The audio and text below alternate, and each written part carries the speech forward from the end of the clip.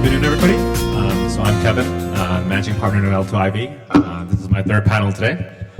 And today we'll be talking about scalable infrastructure for institutional adoption. Maybe we could begin by highlighting sort of the conversations that you guys are having with institutions today. What are they telling you they want to do on chain? And how are you guys telling them how you guys are different? Why do I need to pick Taiko? Spare me from the pre-confirmations or asynchronous composability. Talk to me like I am like a manager. What do these things enable me to do? Well, why do I pick Taiko, for example, right? And maybe for the same token, Boundless versus succinct, right? Like why? What do you unlock for me? Okay, so the institution that we have been talking to, we noticed there are two major trends. One is there is a rush for the institution to have exposure to digital asset in their own treasury, in preparation of maybe they're all looking at in some form in the near future or already deploying their own services or products on chain, and they definitely want to have some exposure. We see a lot of publicly listed company announcing investment into crypto assets. I don't think it as a pure investment, but also as a preparation for the future. The second thing that we are observing is that a lot of institutions, the institutions serve investors or clients. And for example, we're in Seoul, in Korea, and then Korea is one of the largest retail investor market, but then the institution hasn't been allowed to serve them until today. But things has been changing now. So they are all thinking about, and there's also another phenomenon, right? There are 10, 15 million, retail crypto investor in Korea, but there's only less than 100K wallets owned by Korean citizens at the moment. So that would change when regulation changes. Everyone will start to go on chain. Outside of Korea is very different. We all know that, right? A lot of the individual, I have hundreds of wallets myself over the decade that I'm in the space. So I see a huge opportunity where the institution are getting ready. They have to hold custody for the client's assets, but they also need to be able to enable their individual clients that they serve to be able to deposit, to withdraw, and to interact, to verify, the ownership, etc., in order to serve their clients with a regulatory compliant way. So I personally see those two trends, and there's we're constantly thinking about how Taiko can be the infrastructure to help those two trends to happen. In particular, we have been spending a lot of time talking to huge, iBanks, etc., security firms in the past few months, and a phenomenon is when they deploy a on-chain product, tokenized stocks or funds, most of them choose Ethereum instead of an alternative centralized layer 1 or layer 2.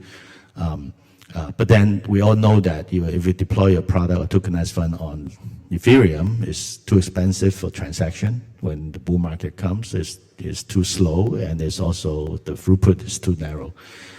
So Taiko being end-to-end decentralized, the most Ethereum compatible layer 2, there's no new assumption when they deploy the product on Ethereum and they want to increase the speed of money. They want to facilitate high-frequency transaction, for example. So we were hoping that we'll address all their needs within that way to get ready for the institutional adoption. Yeah. Yeah, so for Boundless, I have a little bit of a cop-out answer, which is that mostly, we're building for developers. So we're building for teams like Taiko, we're building for teams like Bob. So financial institutions are selecting Boundless and Risk Zero sort of as a secondary consequence of the stack that they're choosing.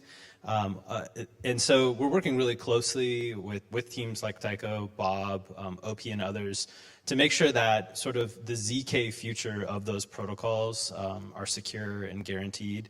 and that we're building out sort of the runway or infrastructure that's necessary for them to onboard financial institutions. So for example, while Ronin is not a financial institution, there's lots of protocols and financial institutions looking at creating their own L2s, sort of rehoming back to Ethereum. And so we recently worked with the EigenDA team and OP and Conduit to put together a proposal for Ronin to transfer from an L1 over to an L2, so that, like Terence was saying, they could be closer to Ethereum, which is where all of the network effects and liquidity are very important for financial institutions and other organizations to access. And so that's primarily what we're focused on. I think more directly, though, there is an emerging need for financial institutions to access like the zero knowledge proofs that we're making abundant and cheap and boundless directly as well. So for example, there's a protocol called Libre. Libre is in L1 that's developing a private sort of asset management and payments protocol, specifically in partnership with Brevin Howard and companies, asset managers like them. And then they're using our ZKVM to create compliant payment and asset management systems.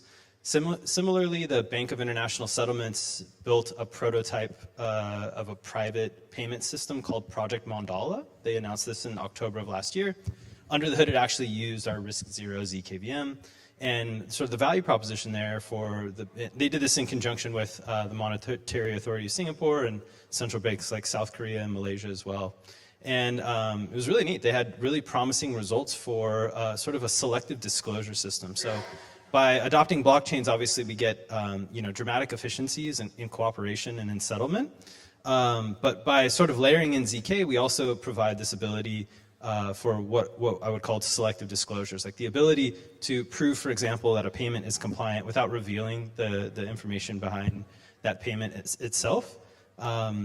So we see similar use cases from companies like Google who are now using ZK to prove the identity of a user without requiring them to reveal, for example, their identity or like their ID card or personal information. I think that's a huge, now, I'm sort of looking at, this is a question about blockchains, but sort of looking narrowed in at like, what do you get from verifiability, whether it be sort of blockchain or ZK based? And ZK, which is our focus, is uniquely capable of providing these privacy solutions.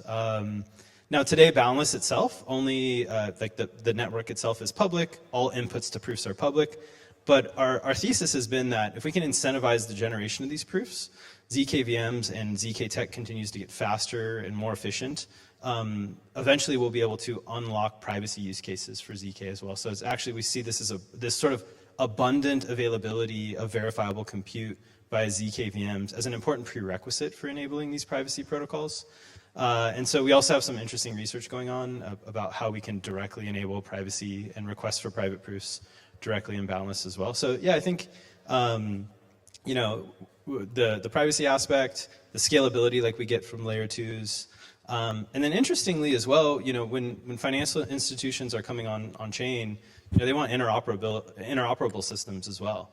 I can't remember who was on Twitter talking about this, but I think it was Wei Dai from 1KX was saying like, he's been sort of against intents for a long time, but now that Tempo and Stripe is launching their own L1, Circle's doing the same, there's actually a dramatic need for really robust interoperability solutions. And again, ZK plays a really important part there because we can prove the consensus of these chains. We're currently proving full Ethereum consensus for the very first time in zero knowledge proofs. And if we can prove full Ethereum consensus, it's almost like by verifying these proofs, you're running, for example, an Ethereum L1 node directly on Solana, like in Solana smart contracts is about the level of security that you get from these ZK interoperability models. So yeah, we're definitely a little bit lower in the stack, but as performance increases, we're seeing specifically these privacy use cases and selective disclosure use cases be really important to financial institutions. No, thanks, Brad. Zhixi, maybe you want to touch on interoperability, right? You mentioned you wanted to talk about using Bitcoin as an asset to make interoperability more secure. Maybe touch on that? It's perfect that, I love that Brad just mentioned exactly. So I'm going to continue a little bit on what you touched on, and also addressing back to why institutions care. Because when we think about institutions, it's a very broad term. Me as a crypto native, when I think about institutions, it's not just banks, it's not just, traditional financial services, but it's also centralized exchanges or crypto institutions. And we're seeing a demand now for decentralized finance, not just in the, Web 2, not just in the Web 3 space, but also in the Web 2 space. We see that, Robinhood launched their own Layer 2. We saw that a lot of these centralized exchanges like Base, Kraken, OKX, everybody launching, Binance launching their own on-chain protocols and assets. And we also see, traditional banking like Revolut, who is launching their own centralized exchanges, which means there is a hunger from these big institutions to go on-chain, and this is exactly why interoperability matters now, because institutions starts to realize that the centralized method of trading cryptocurrencies, Bitcoin, is not going to capture the future market. The future, as more people adopt Bitcoin, as more people use Bitcoin and align with the spirit of Bitcoin being decentralized, permissionless, the more that institutions have to also move towards that way. So at Bob, we have two sets of toolings that address the interoperability issues when it comes to what people are concerned about, because Bitcoin is a very specific kind of asset where there's limited programmability. It is the most scarce resource in the world. It's the most expensive, the oldest cryptocurrency in the world, but you can't really do anything with smart contract like what you do on EVM. So when there's these like really advanced messaging protocol like Layer 0 wormhole that exists, you don't see them being able to build endpoint on Bitcoin to facilitate asset flow into DeFi the same way that people used to do. So for a retail user, the most reasonable way is, trusting an institutional custodian, someone like BitGo, who have a lot of reputation, and this would minimize the, the risk when you want to wrap your Bitcoin and use it in DeFi. However, so this is one side of it, how we work with institutions. So on Bob Chain, we really focus on, scaling WBTC related opportunity, but of course also other Bitcoin derivative. And instead of asking users to go through multiple steps and going to like centralized exchanges to swap your native BTC into WBTC and then off-ramp it on-chain and then do multiple steps, we built an intent-based bridge called Bob Gateway, where user can, within one Bitcoin transaction, swap their native BTC into WBTC on Bob Chain or other chains. And not only that, we extended this functionality to allow users to swap their native BTC directly into a yield, like a DeFi position. So one example would be, if I want to get into like a yield-bearing Bitcoin in a lending position on leverage, traditionally you need to go to 4 or 5 different websites, read the white paper, understand all of these risks associated with it and manage your position. But with Bob Gateway, you will be able to send one Bitcoin transaction to a solver's address because it's intent-based, and then the light client on Bob would read that and verify, okay, this is done. Then it would trigger another transaction on the Bob chain or other chains to get into that DeFi position, completely simplify the user onboarding experience, which I believe a lot of the traditional finance or traditional institutions would really need when the technology is providing something for mass adoption. And sorry, I'm going a little bit long here, but one thing that's really important is, okay, how do we go future-proof? Because even though we have all of these amazing tech and DeFi opportunities on EVM right now, the majority of Bitcoin holders, or at least the OG Bitcoin holders, are unwilling to participate because wrapping Bitcoin relies on centralized entities. There's currently not a lot of ways to minimize that trust. And BitVM technology, which started a year ago, is one solution right now that we're heavily building on that can provide the most trust minimized way for bridging Bitcoin. And the very, very high level TLDR on this is BitVM, not a virtual machine, but it's a program that allows off-chain computation on Bitcoin to process more complex requests.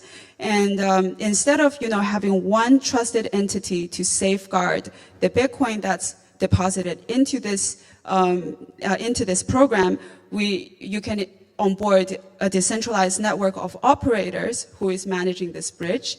And instead of you have trust in one person, there's a role called the challenger. And challenger basically can be anybody, it's permissionless. And as long as there's a challenger who, posts challenge on the chain, then we can verify if, a certain transaction is honest or if it's malicious.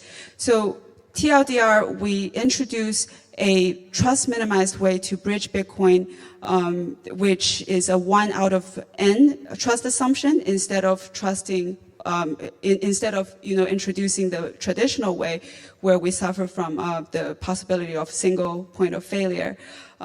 Happy to explore more on that, but I know I'm taking a lot of time already. Yeah, maybe we can let RJ touch on how a sort of a line layer is addressing some of the barriers that are preventing institutions from adopting blockchains or crypto. Yeah, so as many here already pointed out, what we're noticing is the world is upgrading to Ethereum. That's what we're saying, right? That means institutions, public and private, both of them, are deciding to build on top of Ethereum, in many cases also buying the assets, right? But what we notice by talking to them and with many of our clients is they want Ethereum for like the main features that Ethereum offers, right? So what we're trying to do is, and I think we're achieving this, is building a product and a stack that actually offers the best features of Ethereum in order to build a rollup.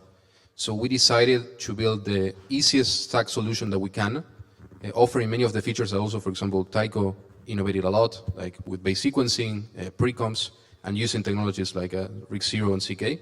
So our clients, both private and public, can easily launch in one click their own infrastructure. And with the latest news that we have seen from Tempo, Robinhood, and many of these other big financial institutions, we notice everyone wants to own their infrastructure because they own the distribution, and in many of these cases, they say, okay, I have millions of users, or I have this amount of users that have millions of dollars or billions of dollars. Why would I rent security or directly infrastructure from someone else when I could just own the whole thing? But what was missing in the market was something that was easy to launch without having to wait for months in order to create a partnership and be able to trust the other party. So we built this whole vertically integrated stack from zero.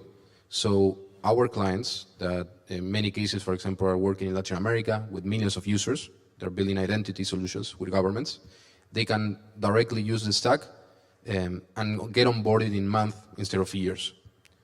So we're working not only in South America with identity protocols, but also with governments in Africa. They want to upgrade their whole infrastructure to Ethereum. And for that, you need a product that offers the best features of Ethereum. That is to be decentralized, is to be able to access the liquidity of Ethereum, because we have billions of dollars already there. And it should have a very high uptime. Every single one of them wants an infrastructure that can run 24 hours every single day. And we're also working with a fintech company, for example, in Europe, that they have more than 13,000 companies that access revenue-based loans. And they want to build their own infrastructure and financial ecosystem because they know that they have a product that is already useful and they want to extend it to new users in crypto and also being able to use this technology to offer even more products to their users.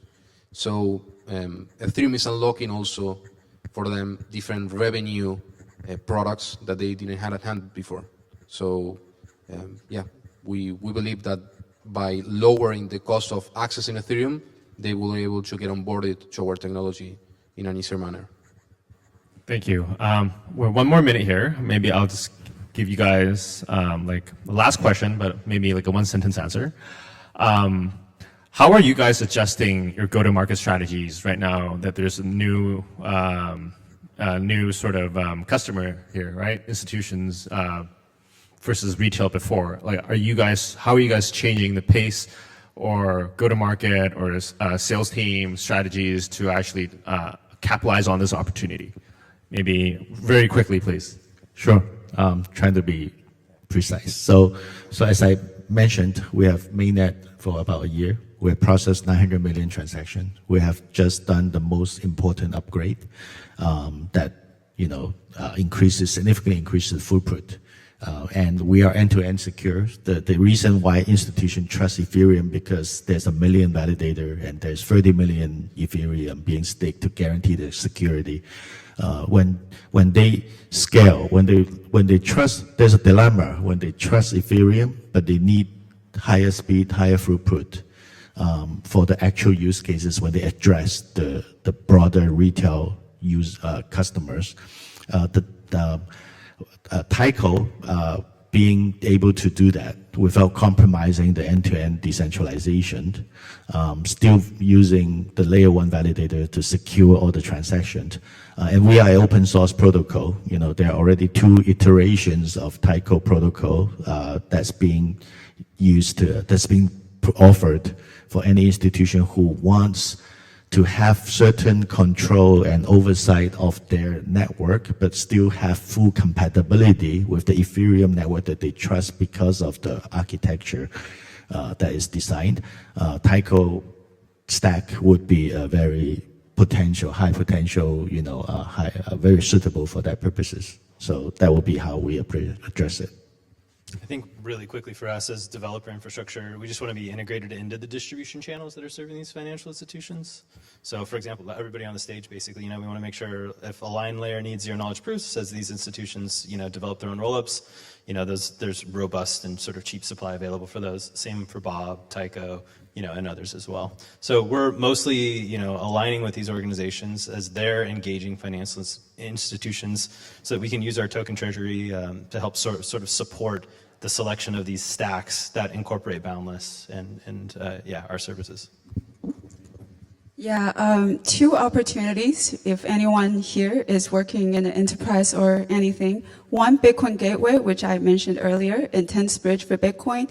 Yesterday, Upbit announced the Giwa chain launch. So that will be one example where we can provide a one-click solution directly bringing native Bitcoin into DeFi strategies on a chain like that. And the second opportunity, BitVM AC, it's the BitVM Accelerator program.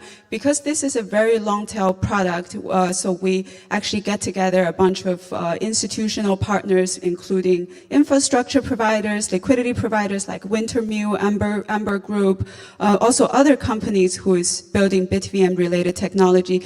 We would host events around the world to sit down and talk about how we can explore the business model and technical model for BitVM for it to become the future of Bitcoin bridging. So if anyone is interested in that, find me later. I'll get you onboarded.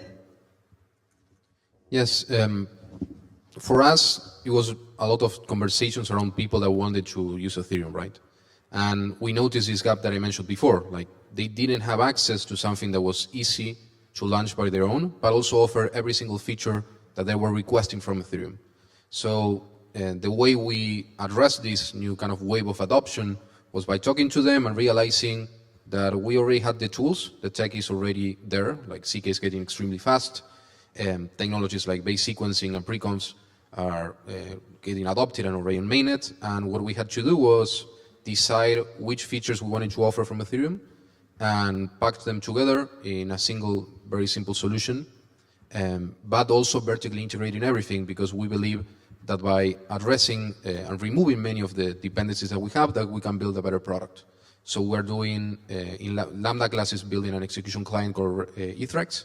We're using that. That's the only execution client and L2 stack that we're going to use. But at the same time, to address like a diversity of bugs and everything, we're using multiple CKVMs, so we can have multi-provers. And this way we can offer something that is secure, because we have different diversity in CKVMs, but we also have high performance and good integration by having one single rollup stack. All right, I think we're out of time. Thank you for such insightful commentary today, and please give a round of applause to our panelists today. Thank you.